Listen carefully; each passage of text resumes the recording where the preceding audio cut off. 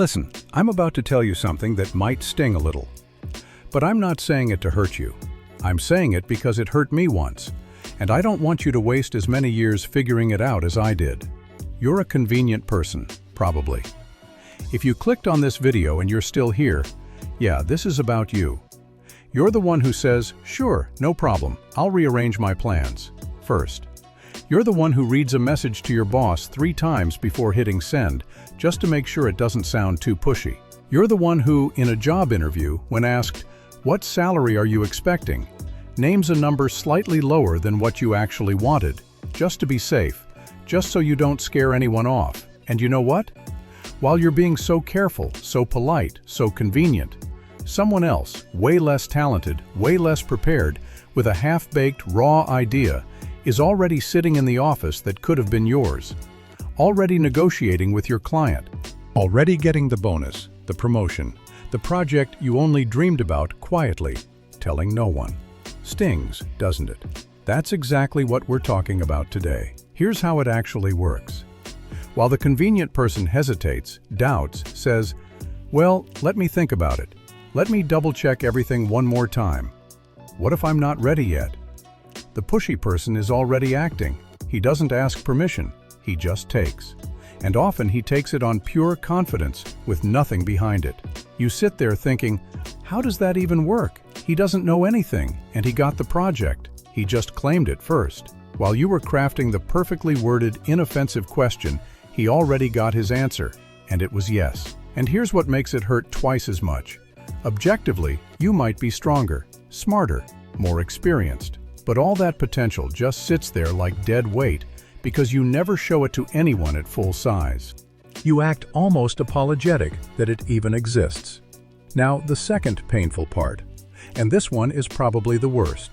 If you constantly devalue yourself, beating yourself up over every small mistake, chalking up your wins to luck, to "it just worked out," to that wasn't hard, comparing yourself to others and always coming out behind, you are, with your own hands, putting a price tag on yourself. And that price tag has a discount on it. Not a small one either. Here's the thing. People around you read your self-worth pretty accurately, on average.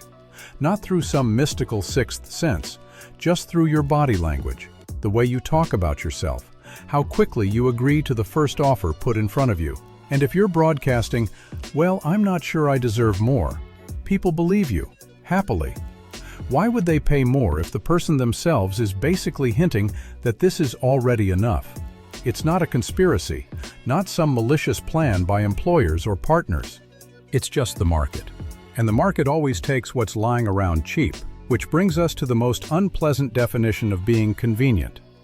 Being convenient basically means constantly giving up your own wants and your own boundaries. You don't ask for a raise because, that's awkward, I just asked recently. Or, what if they think I'm being greedy? You don't push back in a meeting because, fine, let's just do it their way, I won't argue. You're afraid to say no because what if they get offended?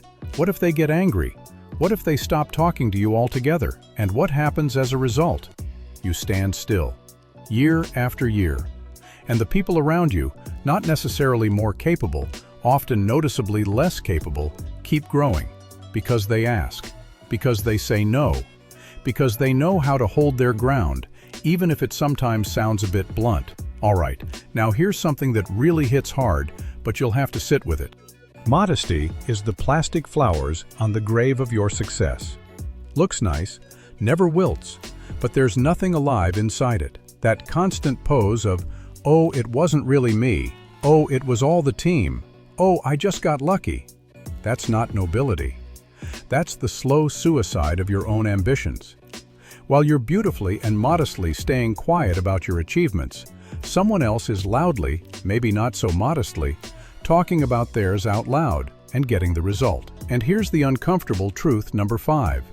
In real life, success doesn't go to the most talented or the smartest people. Believe it or not, this gets confirmed over and over again. Success goes to the ones who dare. The ones who step forward first, the ones who ask for more, even while shaking with fear inside, the ones who, when asked, "How much do you want?" name a number that makes their own breath catch, instead of a number that's guaranteed not to offend anyone. Convenient people don't do that. They wait to be noticed on their own, to be valued fairly without ever having to say anything about it. Spoiler, they won't be noticed. Or rather, they will be noticed, just not the way they hoped. Noticed as the person who always comes through. You can dump things on, won't say no. Now here's an important nuance, without which this whole conversation turns into a toxic step over everyone pep talk. Ambition alone isn't enough. Look around. There are plenty of people with wild swagger and zero substance underneath. They're loud, pushy, confident, and completely empty. They can pull off one big move, and then it all falls apart, because there's nothing behind the fancy words. But in exactly the same way, skills without ambition and without the courage to speak up are worth almost nothing in practice. You can be a mountain of competence, genuinely great at what you do. But if you never say out loud, "I want this and I've earned it," all that potential just stays a nice picture that only you ever get to see. You need both at the same time. Being good at what you do is your foundation. You can't skip that. But you also need to know how to take what's yours, to speak up for yourself, to ask for more than what's offered the first time, to say no when something's not good for you or doesn't feel right. And here's the final painful point. A convenient person gets stuck in their comfort zone not because they're lazy or weak. Often these are the hardest working, most responsible, most diligent people I know.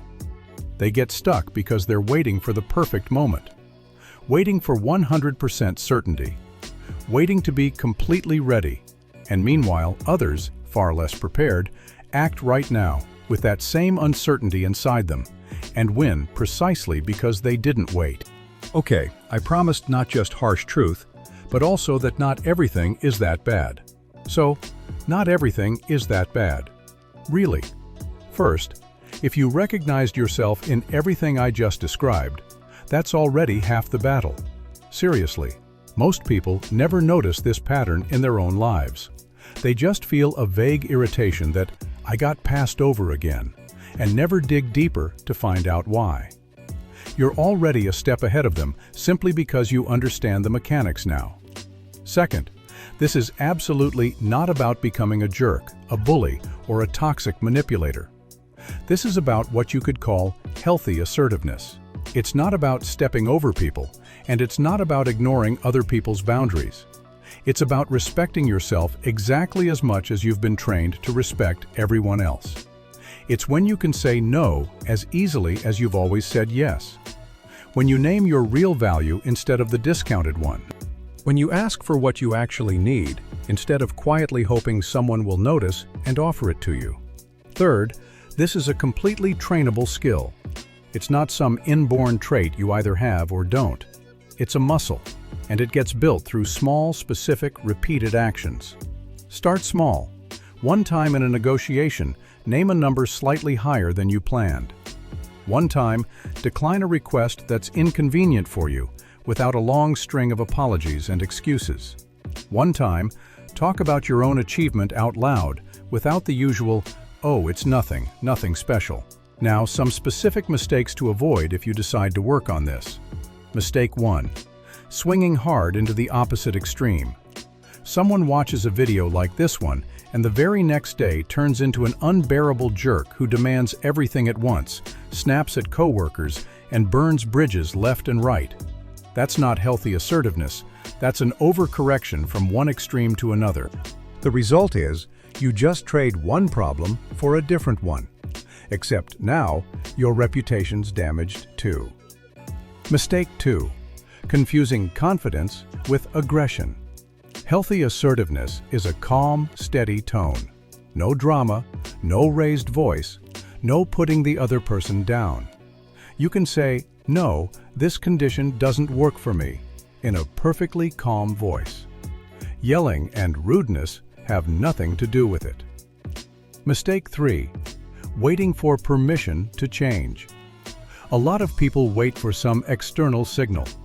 Once I get promoted, Then I'll start acting more confident. Once I prove to myself that I deserve it, then I'll start asking for more. That logic doesn't work. Confident behavior usually comes before the result, not after it. You start acting a little more confidently, and only then does the world around you start treating you accordingly. Mistake 4. Trying to change everything in every area of your life all at once. That's exhausting and usually ends in backsliding. It's better to pick one specific area, say only salary negotiations at work, and practice there until it becomes second nature. Then you can carry that skill into other areas. Mistake 5. Forgetting about the substance behind you. Remember what we talked about earlier. Ambition without skill is just empty noise. Work on yourself in parallel, not instead of this. Healthy assertiveness without real competence behind it quickly turns into hot air. And the last, most important thing, no one is coming to reward you automatically for your patience, modesty, and convenience. It's a nice story to believe in because it lets you off the hook from actually having to act. But that's not how it works in reality. The world, for better or worse, is built so that you have to claim what's yours out loud. Not by yelling, not by being rude, not by stepping over people, but by claiming it. Calmly, firmly, respecting yourself exactly as much as you respect everyone else. Stop putting yourself on the discount shelf. You're not leftover stock. And if you've made it this far in the video, you already have enough self-awareness to start down this road. Start small, today, with one specific situation. Don't wait for the perfect moment. It's never coming.